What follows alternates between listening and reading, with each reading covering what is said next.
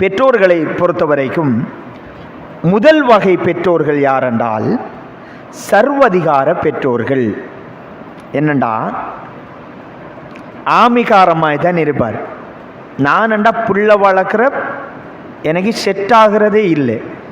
நான் போனால் வீட்டில் ஒரு குண்டூசி விழுந்தா கூட சத்தம் கேட்க மாட்டாது.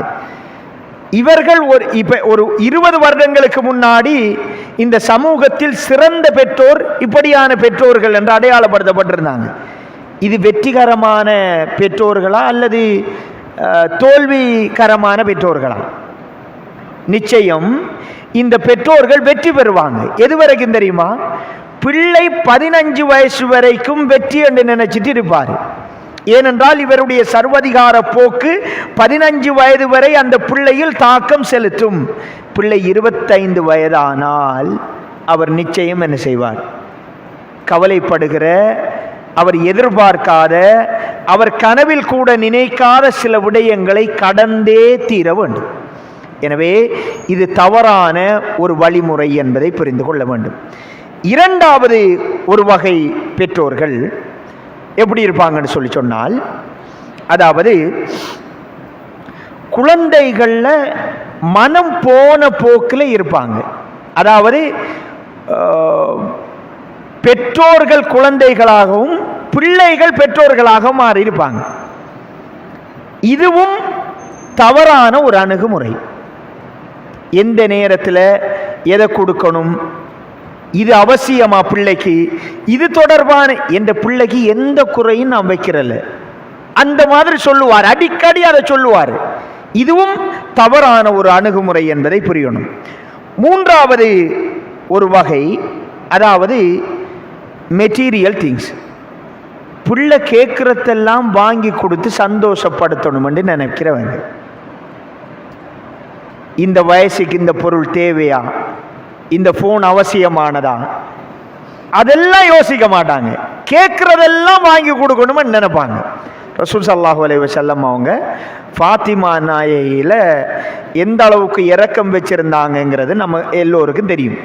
ஃபாத்திமா அல்லாஹ்வுடைய தூதர் மரணப்படுக்கையில் பேச முடியவில்லை, நடக்க முடியவில்லை, தலையை தூக்க முடியவில்லை, கடுமையான வலிகளோடு சக்கராத்தில் இருந்து கொண்டிருக்கிறாங்க.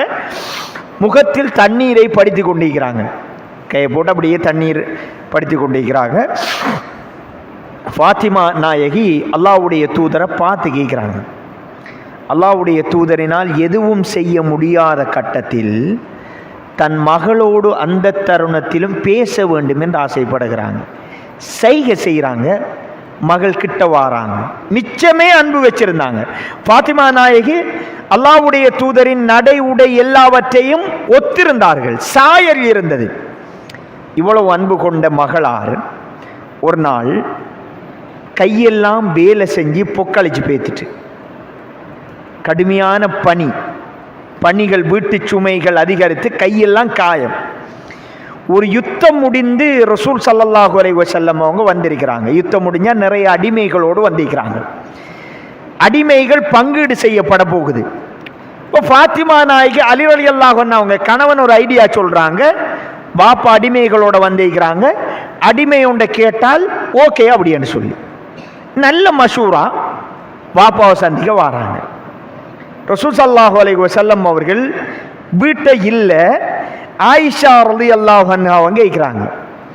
அப்போ ஆயிஷா நாயிட்டு ஃபாத்திமா நாயி, தந்தை வந்தால் விஷயத்தை சொல்லுங்க, வேலை சுமை அடிமையோட தருமாறு சொல்லுங்கன்னு சொல்லிட்டு பேத்துட்டாங்க. ஸல்லல்லாஹு அலைஹி வஸல்லம் அவர்கள் மகரிப் நேரம் இஷாவுடைய வக்தன்னு நினைக்கிறோம் வாராங்க வீட்டுக்கு. இப்படி மகள் வந்தாங்க, கடுமையான வேலை, அடிமையை கேட்டாங்கன்னு சொல்லி விஷயத்தை சொல்றாங்க.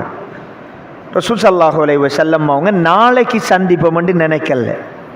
திருமணம் முடித்து கொடுத்தாலே பிள்ளை வளர்ப்பு முடிந்து விட்டது என்று நினைக்கக்கூடிய பலர் இருக்கிறோம் நாங்கள் எல்லோரும். அப்பாடா முடிஞ்சிட்டு அல்லாஹ்வுடைய தூதர் அதுக்கு பிறகும் மகள்கிட்ட உடனே போறாங்க, நாளைக்கு போவோம் இல்லாம போய் சலான் சொல்லி போய் உட்காராங்க. 2 பேரும் மகளும் மருமகனும் தூங்குவதற்கு தயாராக இருந்த நேரம் 2 பேருக்கு நடுவில் இருக்கிறாங்க. அலி ரலியல்லாஹு அன்ஹு அவங்க சொல்றாங்க, ரசூலுல்லாஹ்வுடைய உடலில் ஒரு பகுதி என் வயிற்றிலே பட்டது. அவ்வளவு நெருக்கமா மாமனார் மருமகன் இருக்கிறாங்க. மகள்கிட்ட கையை பார்த்துட்டு ரசூல் ஸல்லல்லாஹு அலைஹி வஸல்லம் அவர்கள் சொல்கிறாங்க, உங்கள் இருவருக்கும் அடிமையை விட சிறந்த ஒன்றை கற்றுத்தரட்டுமான்னு கேட்குறாங்க. ரெண்டு பேரும் ஆமங்கிறாங்க. அல்லாஹ்வுடைய தூதர் சொல்கிறார்கள், இரவு நேரத்தில் எவ்வளவுதான் வேலை சுமை கஷ்டம் இருந்தாலும் தூங்கக்க சுபஹானல்லாஹ் 33 தரம், அல்ஹம்துலில்லாஹ் 33 தரம், அல்லாஹு அக்பர் 34 தரம் சொல்லிட்டு தூங்குங்க அப்படிங்கிறாங்க.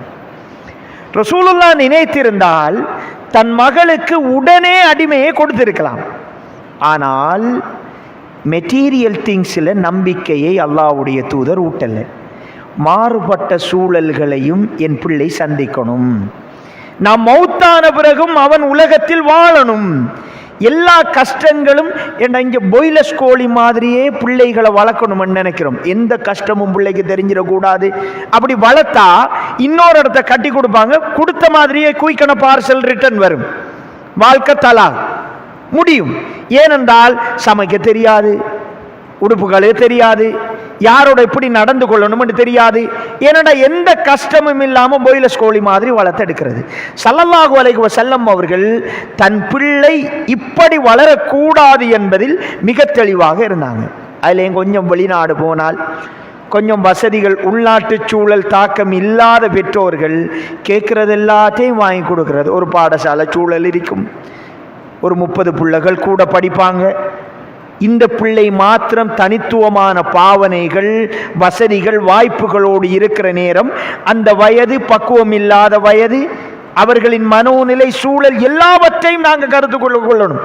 10 வயசு புள்ள, 15 வயசு புள்ள, 45 வயதில் இருக்கிற நான் அவர்களை போன்று யோசித்தால் நிச்சயம் நாங்கள் தோற்று போய் விடுவோம் என்பதில் மிக கவனமாக இருந்து கொள்ளணும்.